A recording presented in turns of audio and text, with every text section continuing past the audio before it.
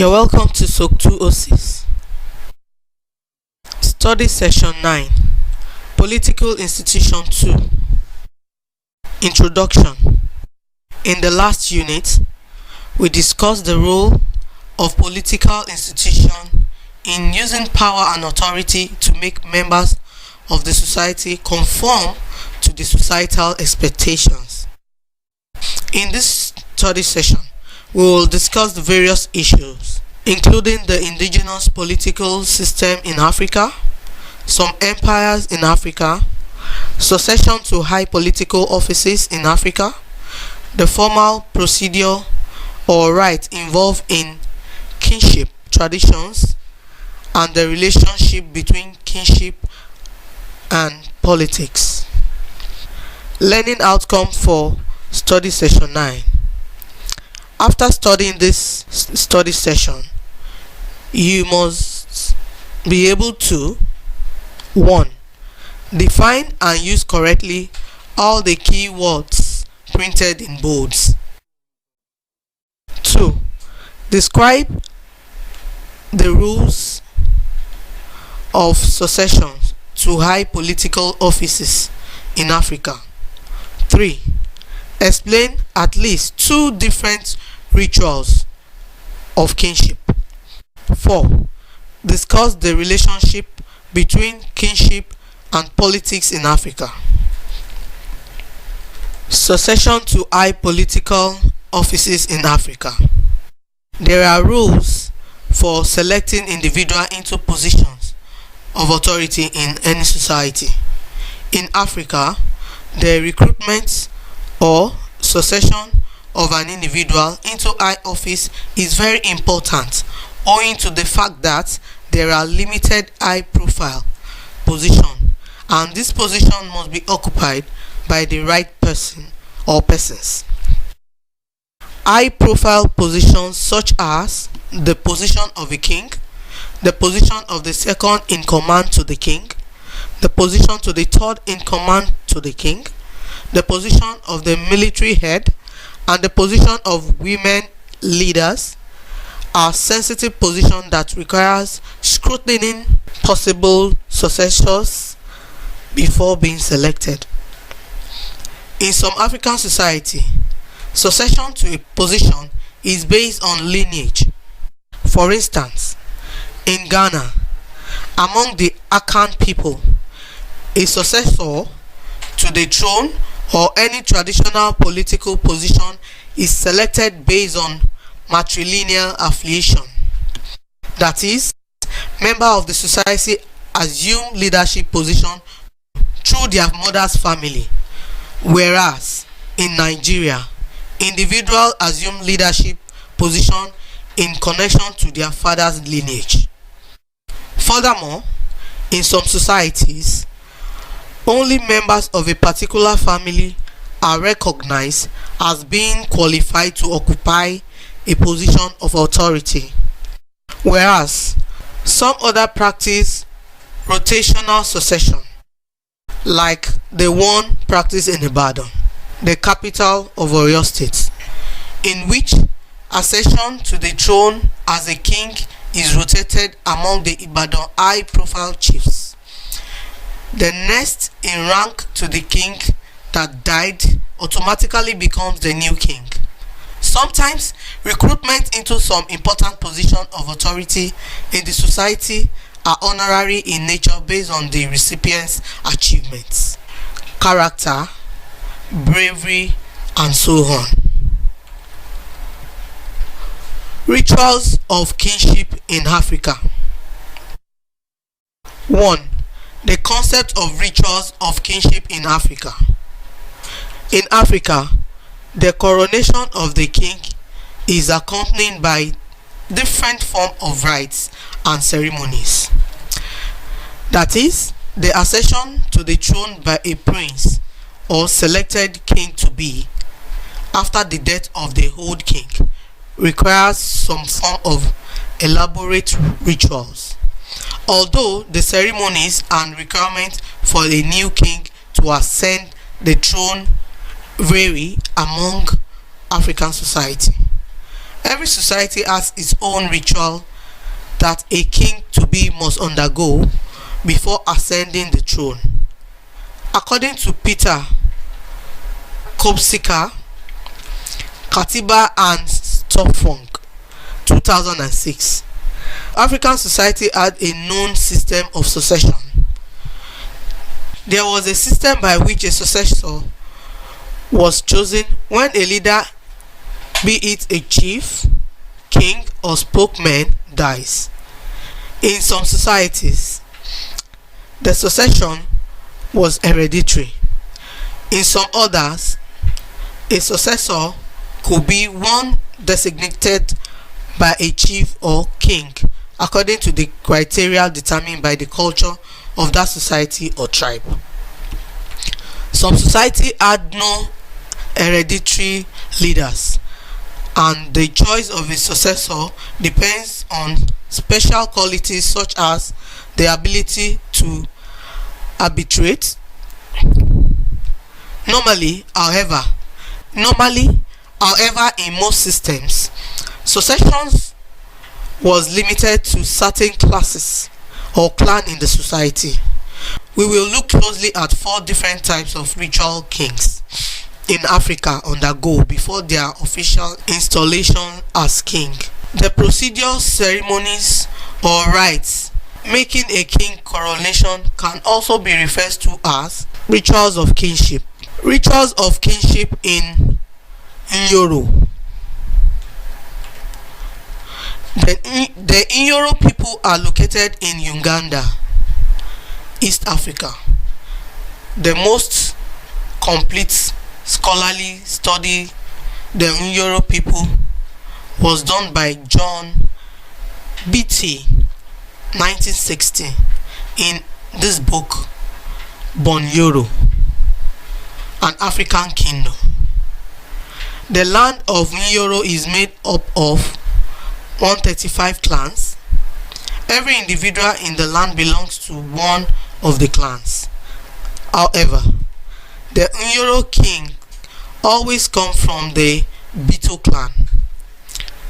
The entitlement of the Bito clan to rule is supported by a number of oral histories and practices. The Nyoro king is called Mukaka. When an old Mukaka dies and a new one is to be selected, a number of rituals were observed. It was the rituals correctly performed that made a normal Bito into a Mukaka. The Nyoro Mukaka has some non-Bito counters. The Nyoro Mukaka has some non-Bito courtiers who work in his palace. When he dies, the courtiers have the responsibility of preparing his body for burial. This preparation normally lasts for about 4 months.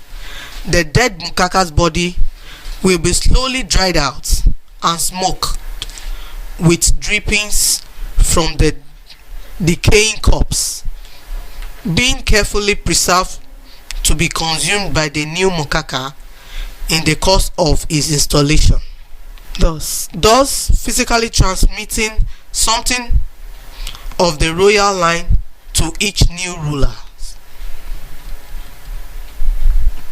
The accession ceremonies of a new king include washing, shaving, and nail paring rites, being anointed with a special oil and smearing with white chalk, ceremonial milk drinking, and animal sacrifice. Furthermore, the new Mukaka is handed various objects symbolizing political and military power, such as spear, a bow, an arrow, a dagger, and a stick, and is formally admonished and instructed to rule wisely, to kill his enemies and protect his people. Another rite is the ceremonial acting out of the settlement of a lawsuit, in which one man sues another for debt. It is a symbolic way of impressing on both king and people the important part he is to play as lawgiver and judge. Finally, there is a ceremony in which the king shoots arrows with the bow he has been given towards the 4 points of the compass, saying, as he does so, I shoot the countries to overcome them. BT 1960. Many of these symbolic acts were to be repeated by the Mukaka annually or even more often throughout his reign, for they serve as constant signposts of his status as protector and symbol of his nation. Jordan, ND. Rituals of kinship in Benin. The abridged version of Nevadomski's 1993 extensive anthropological study of the rituals of kinship of the Benin people will be used in our discussion on Benin ritual of kinship.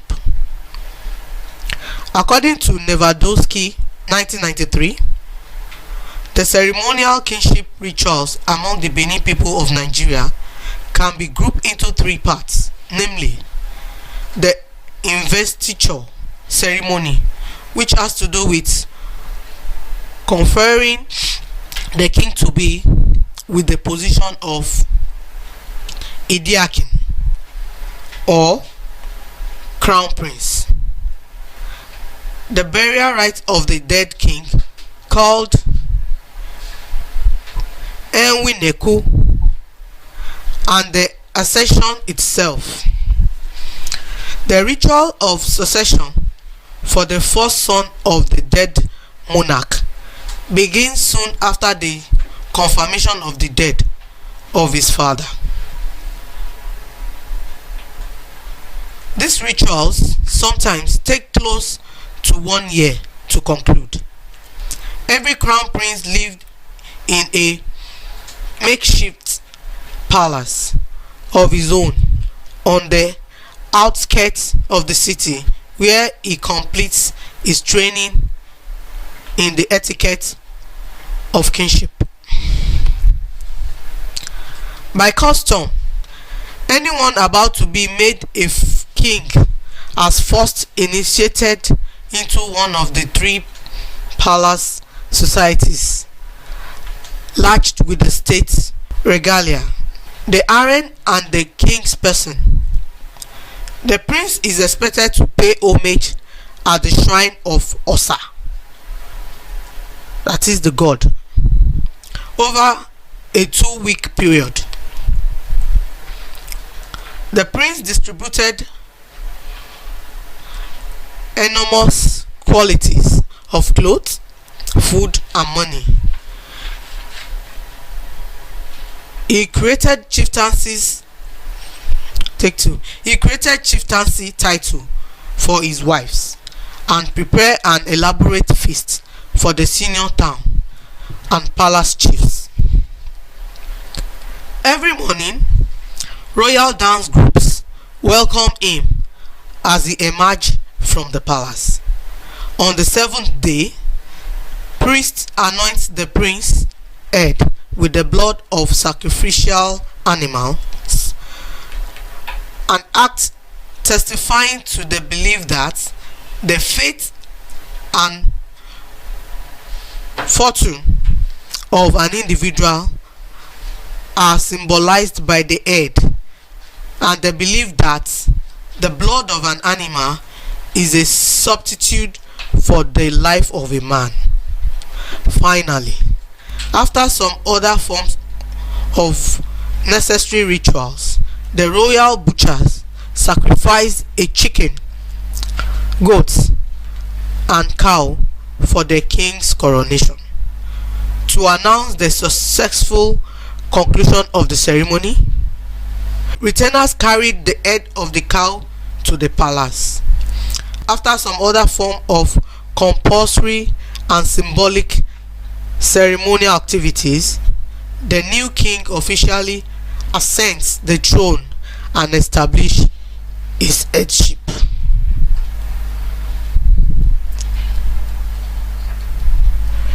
Rituals of kingship in Owambo land, Namibia.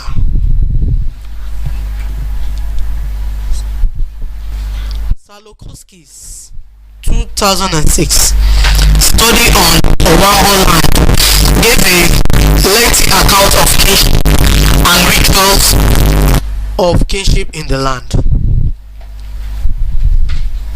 The abridged version of his study will be discussed in this section. In this study, he identified 4 ritual processes of kingship in Owambo land. The first is the unmaking of the king thrones. Take 2. The first is the unmaking of the king through ritual regicide and kingly burial. Regicide is the ritual of killing an old and feeble king. What commonly happened was that when the king was old or weakened by illness, he was suffocated by a soft sheepskin or by other means through which his breathing was made to stop.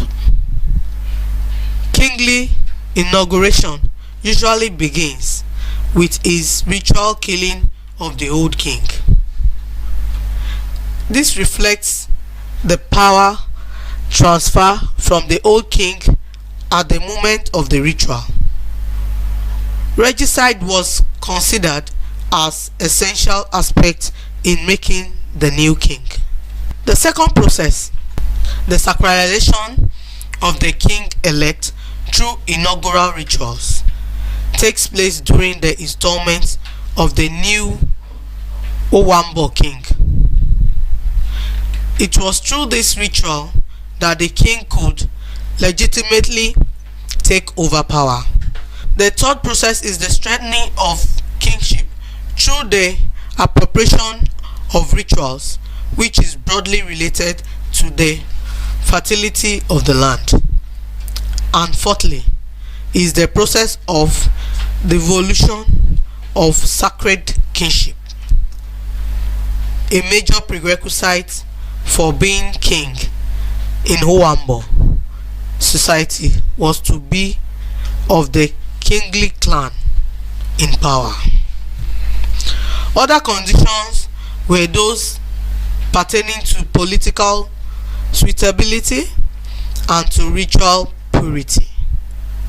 The criterion of physical wholesomeness excluded a blind or crippled person from becoming king, and no man whose wife or mother had given birth to twins could be considered for kingship. According to custom, a new ruler look a woman for a particular clan to become his head wife. She assumed part of the secret power of the king through special ritual, and according to oral tradition in the past, she was killed when the king died. The head counselor of the king and also other officials at the kingly courts also had to die with the king, just like the head wife. Rituals of kingship in Asante or Ashanti, Ghana. The symbol of political authority in Ashanti is the stool. To Ashantis, The golden stool is the source of the nation's vitality and strength. In Ashanti, the Ashantene, that is the king, is not a divine king. It is the golden stool that is divine. The king of Ashanti is only its sacred agent. Ashanti do not allow any person who cannot reflect the sacredness and the beauty of their national spirit in himself to be king.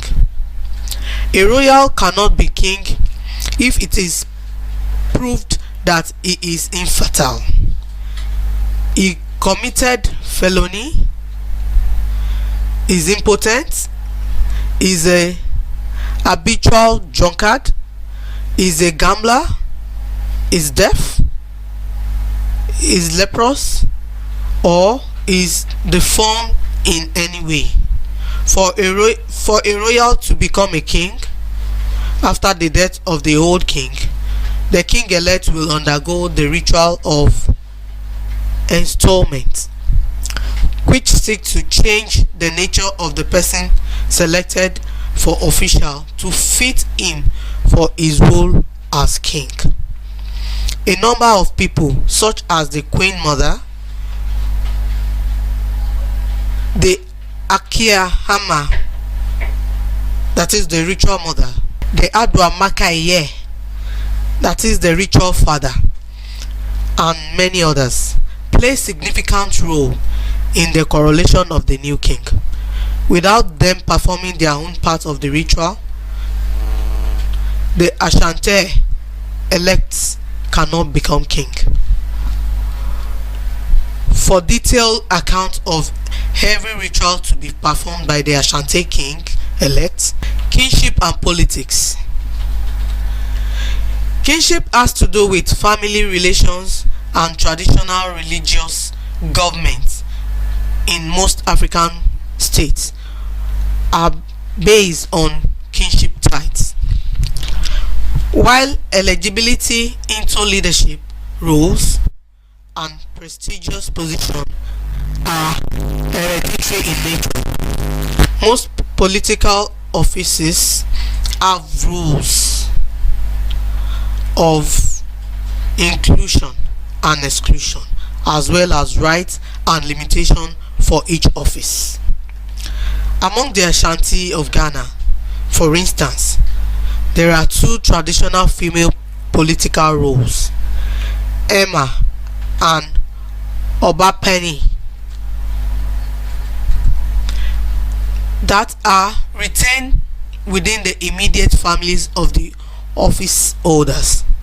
The political titles of these women give them the right not only to bear kings, but to name a person to kingship.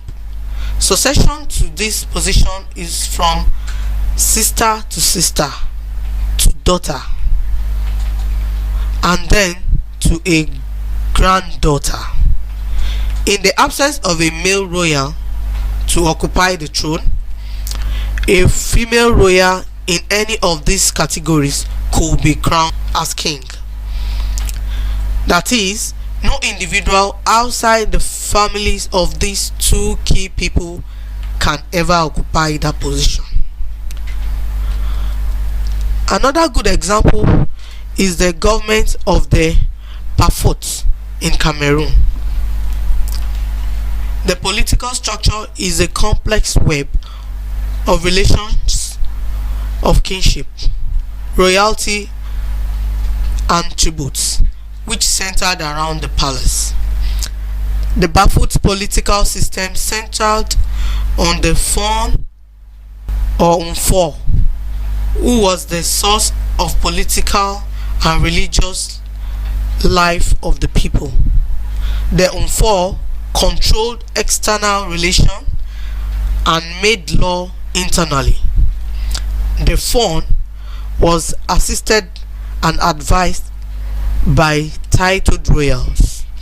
The most prominent among them is the Mamfo, the mother of the Fon, which could either be his real mother or his sister. In addition, he had two assistants who are his brothers, called Ndifo, that is older brother, and Muma, that is younger brother. However, none of them can serve as king in the event of the Fon's death or incapacitation. There is a body of elders known as We Four, meaning older or supporter of the Four, who actually share power with Four and despotize for him. It is the We Four that plays the role of kingmakers in Bafut and serve as check on royal power. The Nwifor also assist the Four in judicial matters when investigations have to be done on cases and the investigation have been completed. The Four delivered judgment while Nwifor undertakes its execution.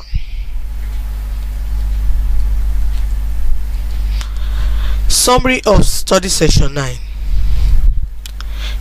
In this study session, we have learned that 1. Succession into the position of a king or other high-profile political offices in Africa societies require some rites or rituals. 2. Politics in Africa are closely tied to kinship affiliation. Thank you. End of study session 9.